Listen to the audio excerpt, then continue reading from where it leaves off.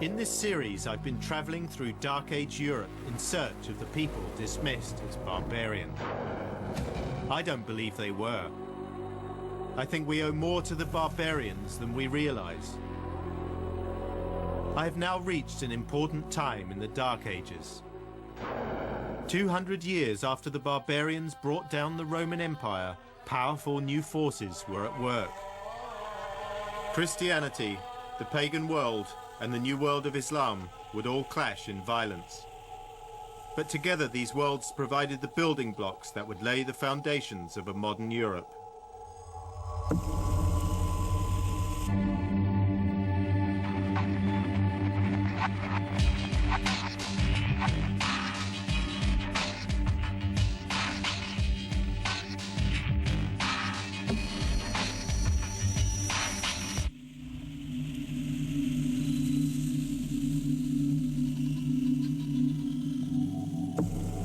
In the year 625, a barbarian king was buried at Sutton Hoo.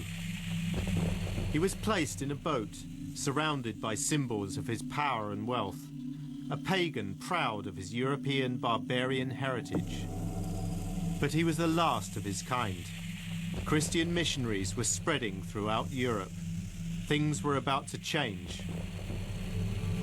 In Britain, a new culture emerged, a Christian culture that was a unique mixture of the Celtic, the Anglo-Saxon, and the Mediterranean. To understand this period where there's so little written evidence, I've come to the British Library to see a unique Anglo-Saxon book, one that shines a dazzling light on the Dark Ages. Here, the world's literary treasures lie side by side. Each work tells us something about the people who made it, who they were and how they wanted to be seen. But for me, there is one work that stands out far above the rest. The Lindisfarne Gospels.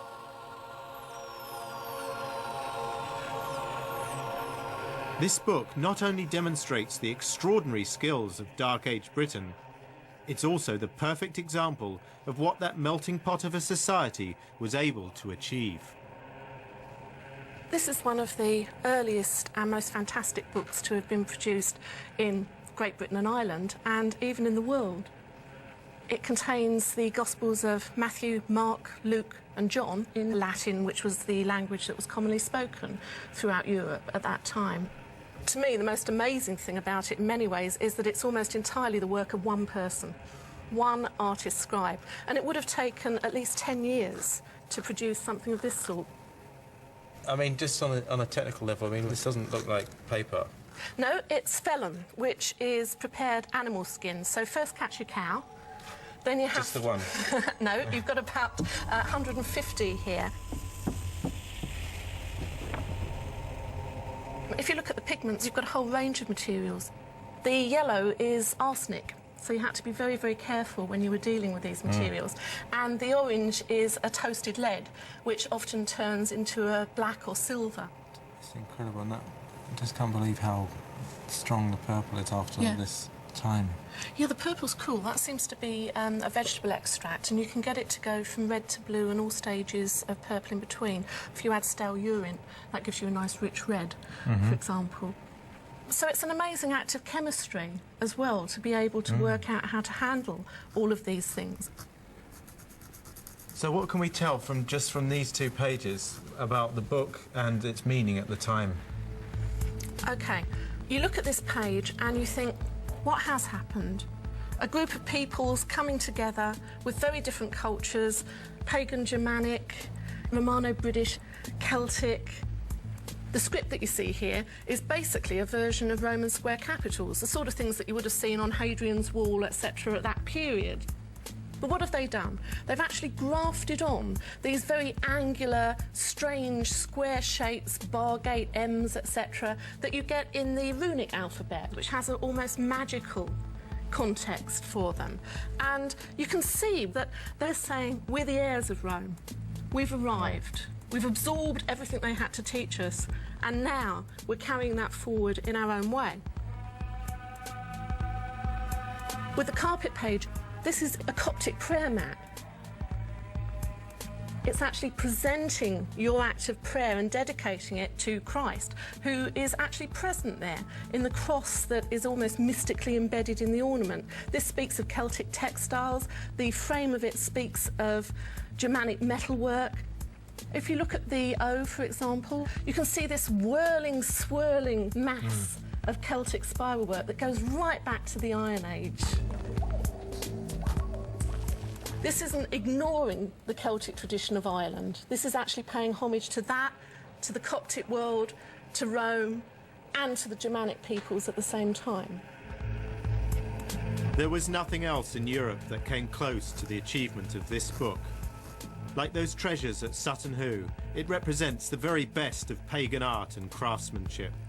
But unlike those East Anglian riches, this work venerates a Christian god rather than a pagan king. Can you imagine what it must have been like for somebody who spent their lifetime out on the wild moorlands of Cumbria, seeing something like this from the back of a dimly lit church as a mystical object that would act as that power line to God for them? Only a few generations before, the Anglo-Saxons were neither Christian nor literate. Yet here they were producing a Christian book that's of world significance. Something very special was going on. In Roman times, Northumbria was an outpost at the edge of an empire. 300 years later, it was a powerful kingdom in the heart of the British Isles. It was here off the northeast coast of England, on Holy Island, that the sun would rise on a place of pilgrimage, which was to become the centre of a cultural revolution. Now, it may be remote today, but this was the crucible in which the English nation was fired. In this windswept and isolated place, cut off from the mainland twice a day by the tide, a monk called Ep3 devoted every working day for 10 years producing the Lindisfarne Gospels. Well, here we are in Lindisfarne, the mother church of Northumbrian Christianity. This is where it all began, on a site right by a harbour, and how many of these early monasteries were by harbours going right the way down the coast. This was their link through to the rest of the world. These northern monasteries may seem desolate and secluded to us, but in Dark Age Europe, the sea was a busy highway, and they were perfectly placed for foreign trade and for new ideas. Although we think of monasteries as being, essentially places where the liturgy is said, I think we just ought to remember that there's all sorts of other things happening. They are technological centres. So it was a real hive of industry. It's a massive hive of industry. These are the nearest thing they had really to cities. In a sense, I suppose, industrial estates, all wrapped around the centre of religious activity. It is the centre of literacy. Christianity, is the religion of a book and of many books. And now, for the first time, there is the possibility of recording history and passing on history. The Anglo-Saxon world was cosmopolitan, adventurous, and fragmented. Christianity unified people around a common purpose, and these Gospels were the glorious product of that triumph. In 8th century Europe, this was the place to be. It was here in the northeast of England that a kind of fused culture emerged, both artistically, spiritually, which was unique and which was also far ahead of the kinds of things that were being produced in France and Italy at the same stage. It's quite remarkable. So it really was an intellectual centre for the whole of Europe, in a way. Intellectual and cultural, and people were aware of its existence right down to the Mediterranean lands. Literacy, of course, completely changes society. But surprisingly, Christianity also brought something else, something essential to build a modern world: science. The old Saxon church at Escombe near Durham was built in the 7th century using stone from a nearby Roman fort. The inscriptions of the 6th Legion are still just visible today. But it also contains a curious feature. Set high up on the wall above the porch is the head of an unidentified beast.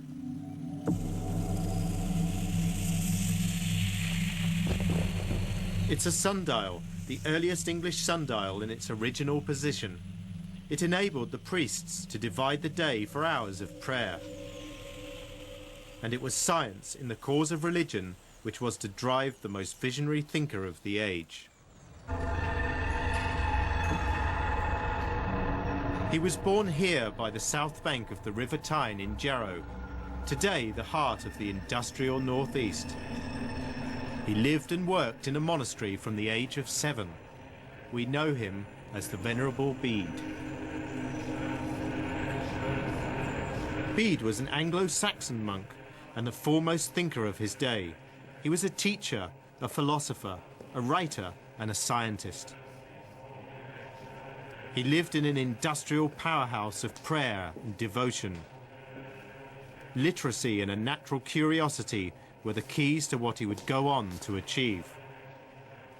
Bede spent his entire life in the north of England. He didn't need to travel. Here, the knowledge of the world was imported on manuscripts. Jarrow in the Dark Ages was a European cultural centre, at least in Bede's day. He travelled very little from the site here, but he had access to hundreds of books, and he built up in his mind a picture of every aspect of the world: history, poetry, science, astronomy. So a lot of it was really based on an early form of interlibrary loan then? And a good number of friends in other monasteries, pen pals if you like. Bede wrote about the idea of an English-speaking people hundreds of years before England even existed.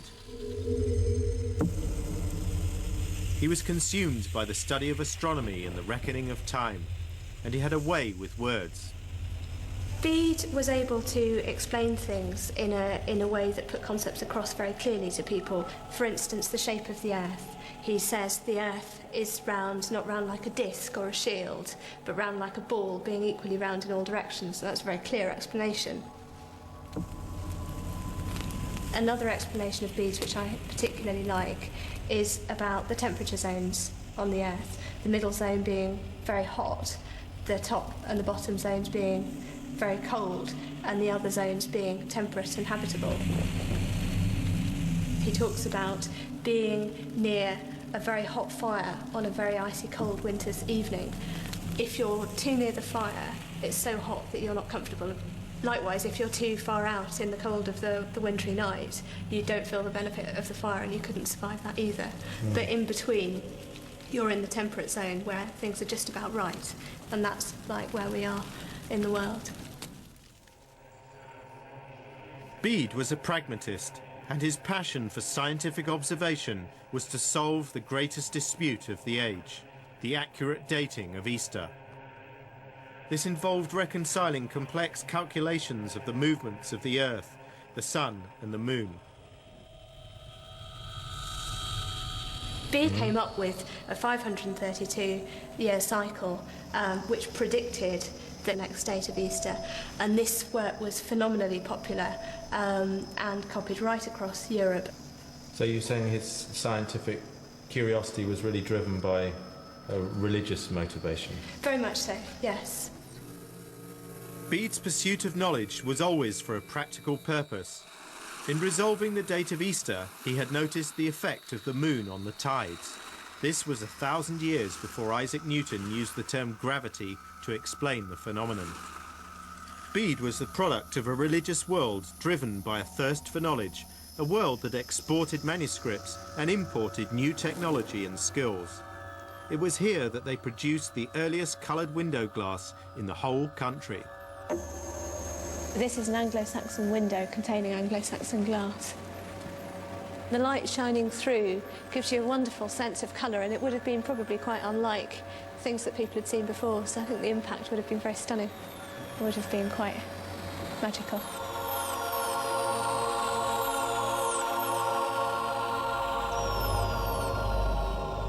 But just as the sea lanes brought wealth, knowledge and influence, so they also brought terror and fear. The pagan world returned with a vengeance. In 793, Lindisfarne was attacked by raiders from the north. This Lindisfarne gravestone shows the end of the world. A huge cross in the sky. On the reverse is a Viking raid. The Vikings appeared to come out of nowhere, but they had sailed across the North Sea just as the Angles and Saxons had done 300 years before. This new wave of barbarians, lured perhaps by the wealth of their distant Christian cousins, it was to be the start of a new dark age, as a flourishing culture went back into the freezer. The monastic libraries of Western Europe were destroyed. Their books were either burned or looted for their decorated covers. The monks, the craftsmen, the artists, the writers themselves were scattered. I want to know who these Northmen were, but I don't believe they were as barbaric as we've been led to believe.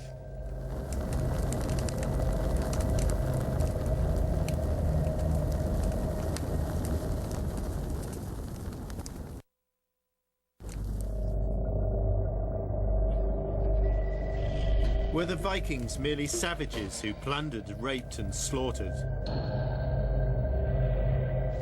Or were they in fact the source of many of the skills and ideas that were crucial in creating modern Europe? I've come to Scandinavia, home of the Vikings. I want to understand the people whom the Christian chroniclers tell us were barbarians. Were they simply raiders, or were they also traders? Now, this is a model of a monk from Lindisfarne recording the raids of the Vikings, but everything else in this cabinet is either Irish or Anglo-Saxon, but we don't know whether it was traded or whether it was raided. For example, down here we have some crosses which probably belonged to the front of Bibles, and it looks to me like they've been wrenched off, so I would say this is raiding, not trading. The extraordinary reach and influence of the Vikings was based on one thing: their domination of the seas. The Vikings had a boat for every purpose: fishing boats, trading boats, and largest of all, the Viking longship. These may only be fragments of boats, but it is still possible to detect the skills of these people and to reveal the secret at the heart of the longship. All the Viking ships, they were very light boats, very flexible boat. This one would be very flexible, and therefore you have to know a lot about using the right materials. A boat building tradition, I mean, it's not only your own experience, it's your fathers and your grandfathers and so on. They were born with an axe in their hands.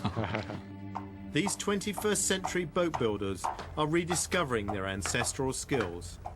If you're going to build a replica Viking ship, where do you actually start? In the forest. In the forest, yeah. Get some wood. Yeah. The Vikings had no saws. They split trees into planks using just an axe. They achieved strength, flexibility and lightness in their ships by shaving this timber down to a thickness of 2 centimeters, a finger's width. So am I ruining your plank? No, you're doing quite fine actually. So is this the kind of axe the Vikings would have used? This is a copy of a Viking axe. And also you can see it on the old planks from the original ship. You can see the traces from the old axes. So you can tell what kind of axe from the different kinds of marks. That's right, yeah. I'm beginning to understand these northern skills. Planks fastened with iron nails. Then threads of tarred wool sealed the wood. This way, the flexible, watertight hull would gradually take shape. In Viking times, it was all planned without paper and pencil. But how did they do this? I mean, they didn't have sort of technical drawings like... No, they had experience and some simple rules. The master builder who is building the boat, he has already built the boat in his head, actually. The Vikings handed down knowledge and experience from generation to generation. But without literacy, without the ability to write things down, 1,000 years of accumulated wisdom can disappear virtually overnight, leaving no trace of an immense storehouse of knowledge. Viking Age, they made very beautiful and good ships. It's incredible to look at the original boat and look at the materials, how good they were. This Viking longship held another secret. Timber research showed it was not built here in Denmark at all. It is made of Irish oak, cut from trees near the Viking city of Dublin. So the evidence of this longship shows the Vikings were not just raiders, they were also settlers. And they took their considerable skills with them to the lands they settled. Sånn kan de ha sett ut når de, før det var rustent og råttent. I mjød og ølvei, ja. Drikkehorn. Det stemmer. Det er fra kua. But actually, the Vikings didn't exist as a people. The word Viking simply means to go raiding. Most Scandinavian people were peaceful farmers who stayed at home and raised their families and crops. We know little about early Viking society because there are few written records. Their story must be pieced together from the evidence of runestones and graves. As pagans, Vikings carried their status with them to the grave. Important people were buried in splendid burial mounds.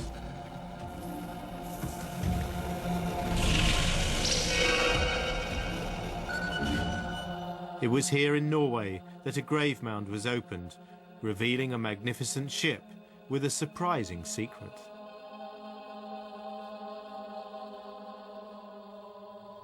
The Viking warship is one of the most potent symbols from history, and its source is this amazing vessel, the best preserved ship of its age. But history has done it something of a disservice because it never carried bloodthirsty warriors on their way to rape and pillage. It was an elegant pleasure yacht, the most sophisticated of its kind, and it was owned by a woman.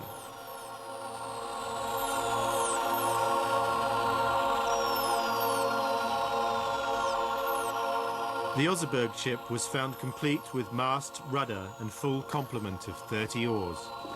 It was a royal tomb with 2 burials inside, both of them women.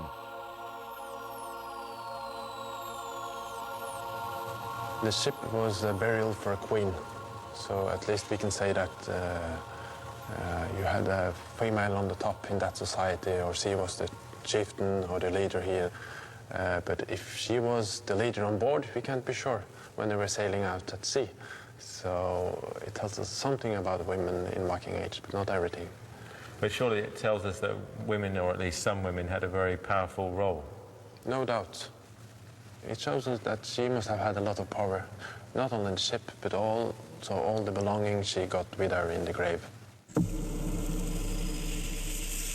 A queen and her servant, perhaps, buried with a cargo of unparalleled luxury. It included a finely decorated 4-wheeled cart and 3 sleighs, carved animal heads, 3 beds, a loom and a chair. So you think that all these things were put in there because she was going to sail to the other world, to heaven or something? Yeah, she could also have got all these belongings with her just to show who she was, that actually she could afford to bring all her things with her to the grave, to show her rank in the society. It seems to me there was nothing barbarian or uncivilized about craftsmen who carved so beautifully.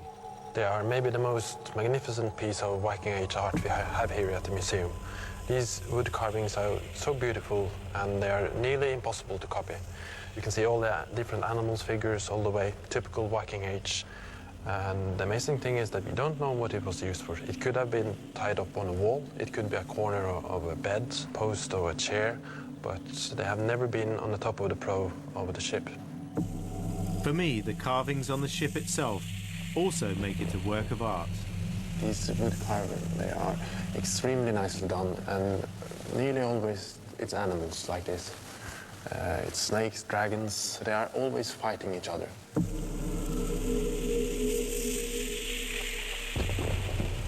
It shows that it was more to the Vikings than rape and plunder. They made these beautiful ships. So the Oseberg ship demonstrates that the Vikings were a wealthy and highly skilled society. I mean, the preservation is fantastic. It's almost like it was made yesterday. Actually, if you go like this, you can go near it. And if you want, you can smell the Viking Age, actually. You can't touch the ship, but you can come really close to history. The sheer presence of the boats has brought me closer to the Vikings. I can see them now as people who were creative and skillful, adventurous as well as sometimes brutal. The boats have also shown me how these qualities were added to European society. The Vikings were colonizers as well as raiders. But I now know there was a third element to Viking success, and it's that legacy that I have a hunch will prove to be the most crucial.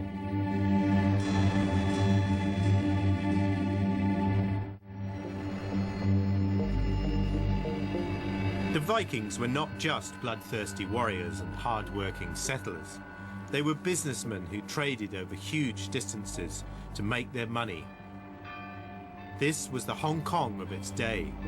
I've come to the Swedish island of Gotland to find out about a people that accumulated a huge amount of wealth based on a trading network that ran from the Baltic to the Black Sea.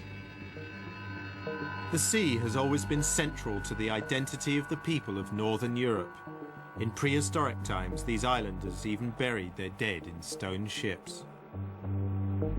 But I want to find out more about the mysterious Viking memorials. These are not the Vikings filtered through Christian chroniclers. For the first time, I'm seeing how they saw themselves. It's a kind of a memory stone for someone who's died abroad. The body may be in another country somewhere.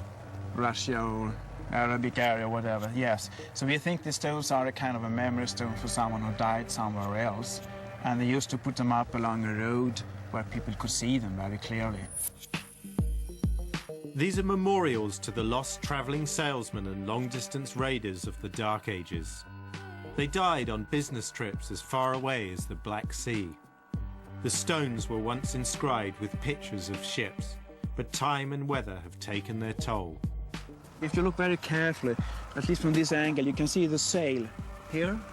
Here you can see part of it. And over here as well? Yeah, exactly. Here they're coming. And this is very typical with this crisscross of lines, making a kind of picture of the sail. So here you'd have a picture of the ship, and then you'd have the man whose memorial was being received in heaven, and at the top you'd have Odin, the king of the gods. Very common on every stone is, of course, a ship.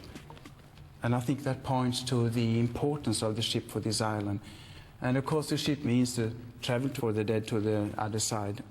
And also, in life, you were merchants traveling on the sea down to the Arabic world and so on.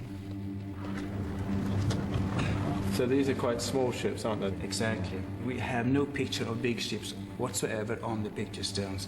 Every ship on the picture stones are somewhere between 15 and 20 people, small ships, in a way that's rather logical. If you go up to the Russian River, you can actually transport it over land from one river to another. So this isn't for war, this is for trade. That the Gotlandic was very much engaged in trade.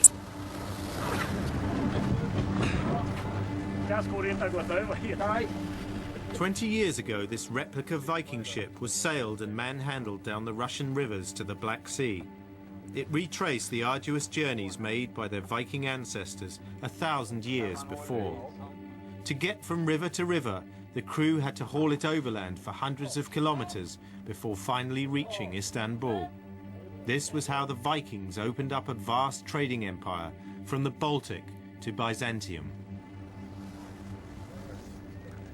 Okay, let me show you the place where we've been excavating. And I must tell you, you need a lot of imagination. You have to think about a place with about 400 or 500 people living here.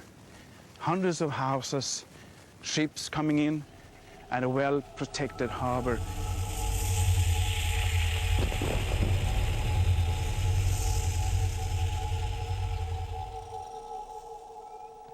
It's this tiny, tiny piece of needle. You can imagine what it's made of? It looks like ivory. Yeah, it is. And it's very, very smooth and extremely well preserved. So is it walrus? Probably, yes. We can't say, of course, it comes from Greenland, but you knew they have a lot of that material up there. So that might show a Western contact. Can you guess what this is? Have you seen it? is the egg. We used to call them resurrection egg. It has Greek Orthodox Christian symbol from Kiev. From Kiev in the Ukraine? Yeah. This is cornelian bead. You can see it's lovely in the sun. This is probably coming from Arabic area or from the Black Sea area. Let's go further south to Italy. This little tiny piece is actually glass. It's called millefiore, which means a lot of different colors of glass, and they imported it to make glass beads. Just these tiny pieces show the importance of the contact they had all the way from the Atlantic down to Arabic world with extremely long distance. Yeah, their trading routes explain how they became so rich. Yeah. These Viking traders were the commodity brokers of their day. They amassed such huge wealth that they could afford to bury it in hoards to honor their pagan gods. Here we have it. This is just a fraction of the hoard. A fraction of 70 kilograms of pure silver. Unbelievable, isn't it? You can hold it. Heavy? It's heavy, yeah. And we call them bracelets. Bracelets. It looks like it was more used like a kind of a coin, if I might call it that. You might call it ring money if you want to. There was also 14,000 coins. And this is actually English coins. And we have some German coins, and we have Danish coins. And these coins are only Arabic coins, all of them. So this was coming from the Arabic Empire. How did they get so rich? Gotland serves, as I see, some kind of a middleman in the Baltic Sea. So it was a natural stop for people coming from west, going east. So they were like the middleman? Yeah, the middleman in the Baltic Sea. And you know, they're always the middleman who makes the money. Yeah, absolutely. And what did the Gotlanders have to offer the Arabs? Iron. Selling products of iron, and most of all, swords. So they were arms dealers? Exchanged, yeah. Arms dealing and slave trading were risky businesses, but they were clearly experts. And out of their success, and a pagan spirit of free enterprise, grew something else, perhaps their greatest legacy. The way they governed themselves.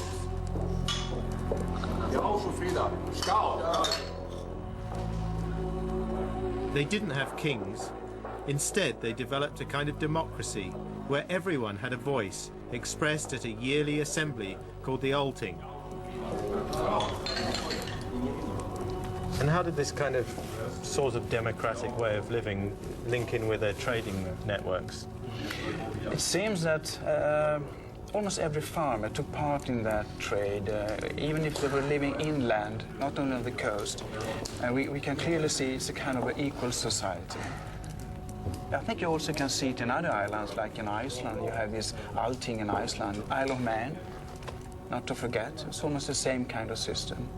And to stay stable, I think also you have to make treaties with your surrounding neighbors.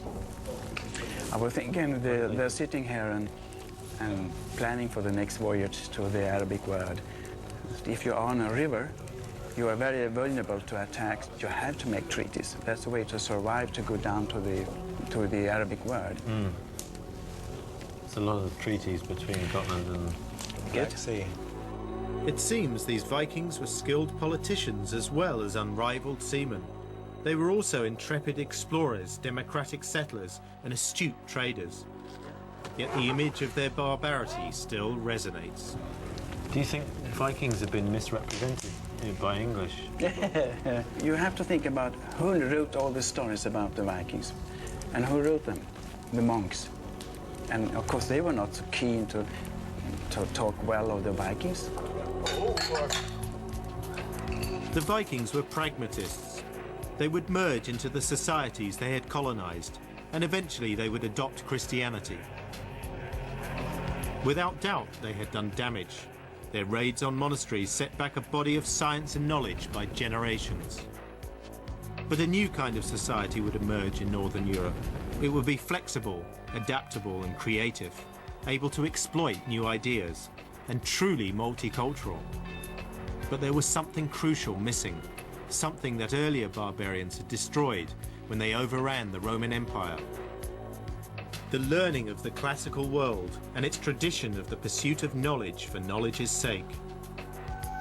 But astonishingly, this had been preserved and in a most unexpected place.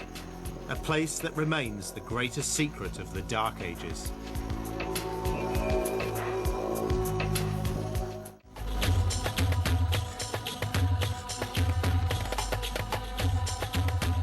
At the same time as the Lindisfarne Gospels were being written in Anglo-Saxon England, an Arab army crossed into Spain from North Africa.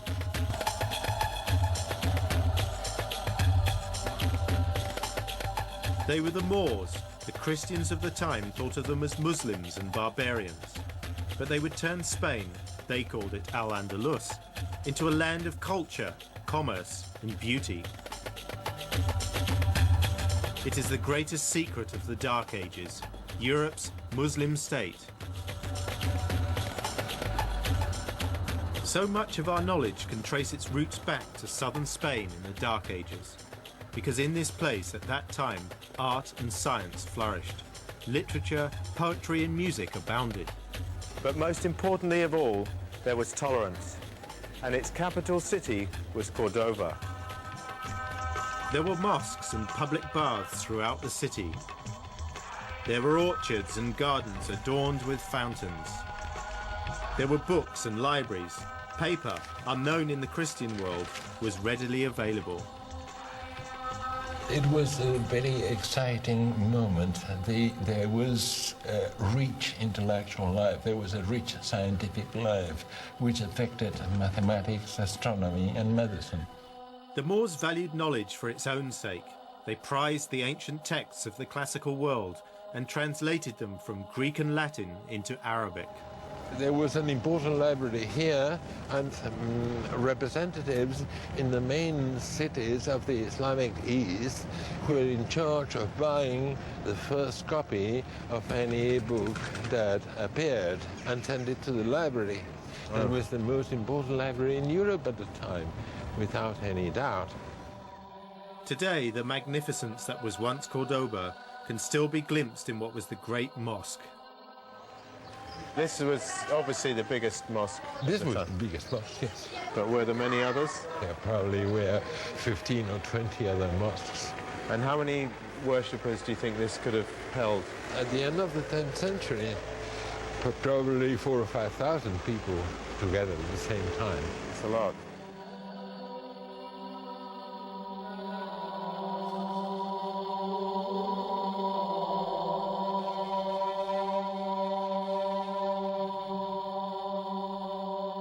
There was no altar here. The entire prayer hall with its 800 columns was a holy place. Many of these columns are still adorned with the signatures of the proud Muslim craftsmen who made them. But this was much more than just a place of devotion. It was a meeting space and place of learning. Students would attend classes, sitting beneath these columns. Just like in Christian Northumbria, religion would drive scientific inquiry. Muslims needed to establish the exact length of the lunar month and the direction of Mecca for prayers.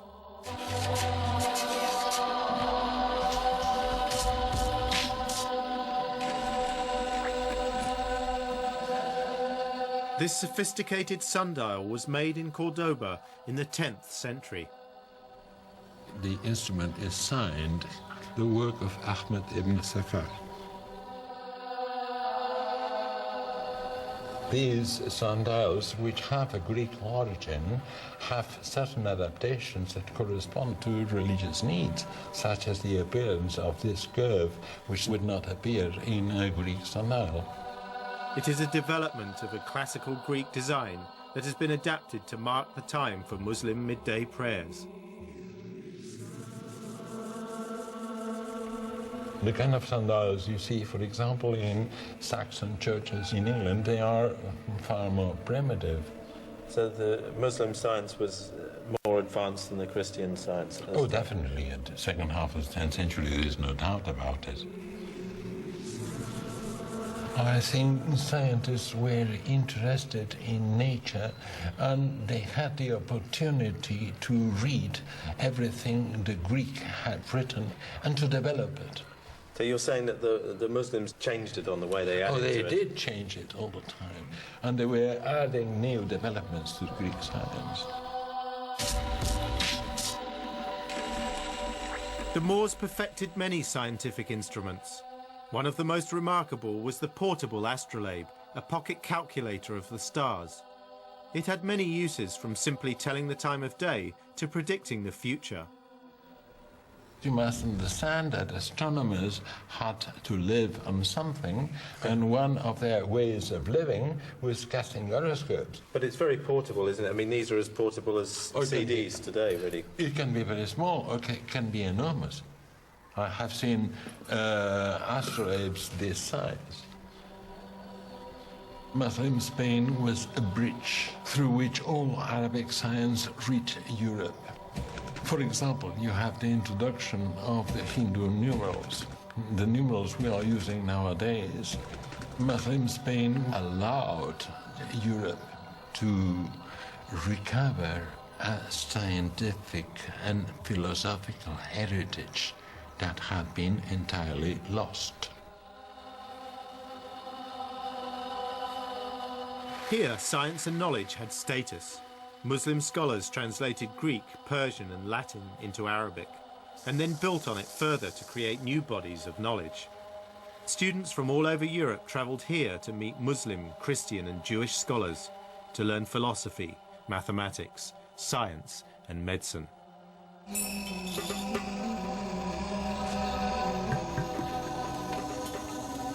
Foreign visitors were also able to admire the Moors' practical skills.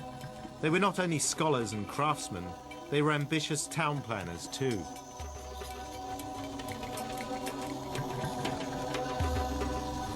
Now the whole city goes this way except this building, and this is orientated in a completely different direction. It's orientated towards Mecca because it is a mosque, although it is 4 degrees out, which for these times was very accurate. Water was especially precious to the Moors, and they were highly skilled at irrigation. Water was elaborately channeled into their cities for fountains, bathhouses and flushing toilets. Now the Moors were a very clean people, and even their toilets tell us this, because not only did they have a sink, but they also had a flushing system. And this type of toilet is still used today in certain rural areas. Over there, there's another one. Shouldn't be looking over there. To me, the achievements of Al-Andalus are summed up in the life and work of one man. His name was Al-Bukassis. He is known as the father of modern surgery. Al-Bukassis wrote a medical encyclopedia in 30 volumes. His work on surgery was a breakthrough, portraying medical instruments complete with detailed explanations for their use. These are replicas of Al-Bukassis's amazing Dark Age surgical instruments. They were used for everything from midwifery to the treatment of bones and joints. The glory that was Cordoba was short-lived, and Al-Andalus fell into civil war. The great libraries were destroyed. These are just a few parts of what's left of this 1,000-year-old Muslim health spa, really, but it wasn't really that healthy for everyone, because in the next room, the last caliph was actually assassinated. The Christians eventually reconquered Cordoba, and in a final gesture, the great mosque was converted into a Catholic cathedral. Moorish culture was destroyed, but its books and legacy would survive. Whole libraries were seized by scholars of the Christian West and eagerly translated into Latin. Eventually, they would reinvigorate European intellectual life. In this way, algebra, mathematics and medicine reached Northern Europe. Without the Moors, the forgotten people of Dark Age Europe, the precious harvest of scientific knowledge from the ancient world would have been lost.